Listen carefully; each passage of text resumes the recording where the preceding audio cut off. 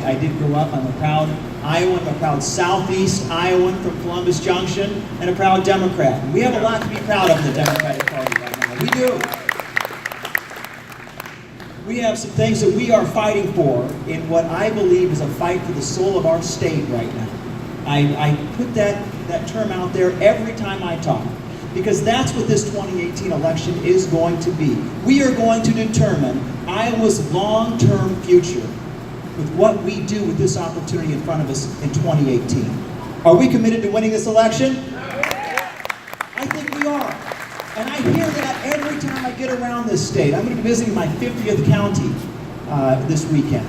And we're hearing the response not only here in Henry County, but as we travel the state. Iowans are ready to take back their state, to stand up for the things that we value most.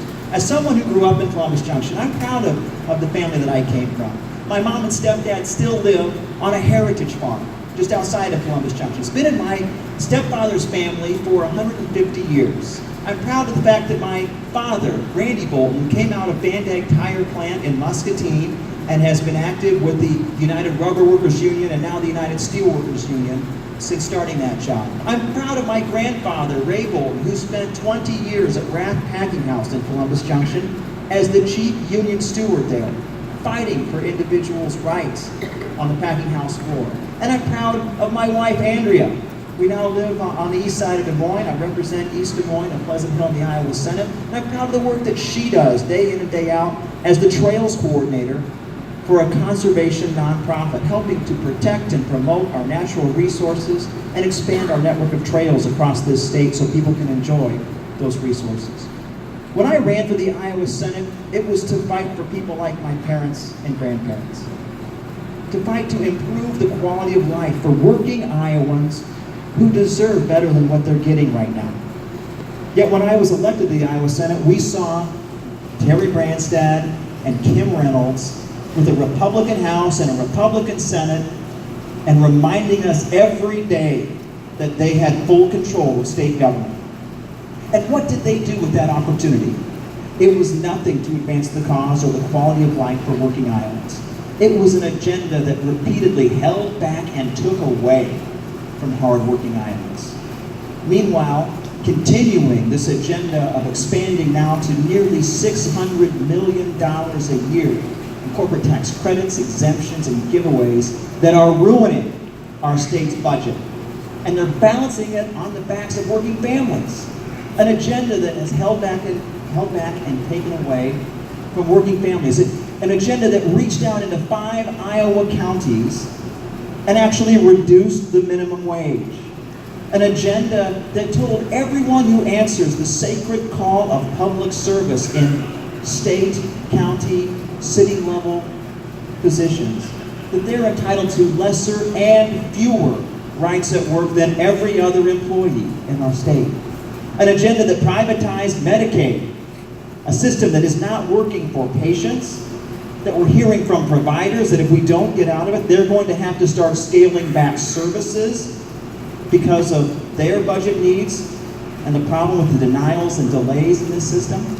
And even the managed care organizations are telling us that if they don't get a bailout, they won't turn the profit that they were promised. It's not working for anyone. It's not working for the women who lost access to reproductive health care services as a hurtful ideological bill shut down Planned Parenthood clinics, 3 of them here in Southeast Iowa. It's an agenda that has not benefited working Iowans. Yet their promise when they ran 200,000 new jobs and increasing earnings by 25%. That apparently was the only bill they forgot to introduce this past session.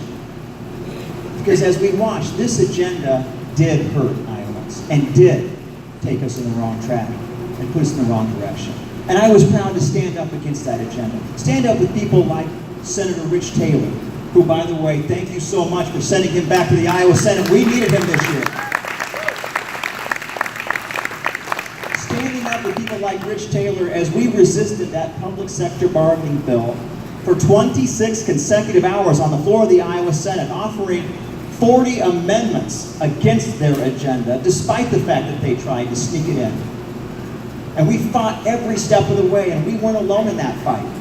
We had thousands of Iowans come to the Capitol. We have hundreds of Iowans coming to forum after forum, asking the tough questions, and making sure people were going to be held accountable for what they were doing. Because you see, we did suffer some electoral setbacks in 2016, but as Democrats, it was important for us to show that we still had steel in our spine and resolve in our spirit, and we weren't going to let them get away with this. And we won't in 2018. Because Iowans are better than this. Iowa is better than this agenda that we've seen play out from this administration. And by the way, Kim Reynolds is worsening it. This isn't just Terry Branstad's administration anymore. Kim Reynolds has taken the next step. With that public sector bargaining bill, she went a step further. And she told 2,800 public employees, you're no longer going to get overtime pay for overtime work. That's her next step for Iowa. That's her agenda now. When we brought it to her attention that these cuts were devastating Iowans, she said these budget cuts haven't affected services. A ridiculous statement, because they've cut whole programs. They're providing no services anymore. We've lost 1,300 field staff in the Department of Human Services, social workers that are no longer in our communities keeping our children safe. That's what she perceives to be the next step. We know what our next step is, and we don't get there by simply talking about the things that we were against or that we resisted this last year. We start talking about that vision forward for Iowa's long-term future. While they plan for the next 20 months, we need to start sharing our vision for the next 20 years in this state. What can Iowa be if we get back to prioritizing the things that we value most as Iowans? Fully funding our schools and making sure we can recruit the next generation of teachers into our classroom by treating them like the professionals they are and respecting their value in their workplaces that are our children's learning conditions.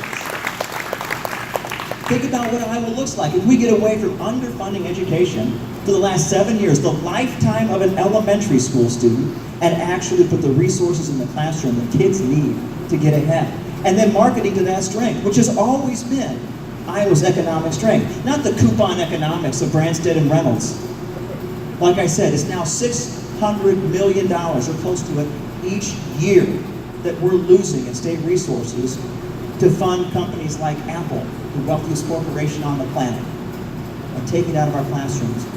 We should market to our real strength, our people in this state, the most skilled, educated, and productive workforce in the world, and through a quality education system, we can get back to building the next generation of this workforce, getting the quality employers we need in this state to stand up for our Iowans, investing in rural Iowa infrastructure in our communities to make sure that we can turn the corner in our economy for the long term, not just the next 20 months, again, for the next 20 years. Standing up for each other with quality public services from public employees who do answer that sacred call of public service. Senator Taylor and I co-sponsored a bill that would have reopened the mental health facilities that were shut down in Florinda and Mount Pleasant. They wouldn't even give us a subcommittee hearing. That's the difference in the agenda that's before us. We're going to stand up and start talking about improving people's lives in this state again, doing the things we value most as Zionists, standing up for each other. It's what I've done as a workers' rights attorney. I represented injured workers in workers' compensation, people wrongfully terminated, labor unions and labor law, and I've even sued the Branstad-Reynolds administration 3 times, so you know I'm not afraid of them either. And by the way, when we sued them in 2012, at a time when we needed to stand up to them the most, we took them all the way to the Supreme Court, and we got a unanimous decision against them. So I'm here to tell you, they can be defeated. I've proven it with public employees and other legislators once before. We are going to do it again in 2018. This is a fight for the soul of our state. We have to win it. The stakes are high. Let's build the movement together to do it. Thank you so much. I appreciate you being on here.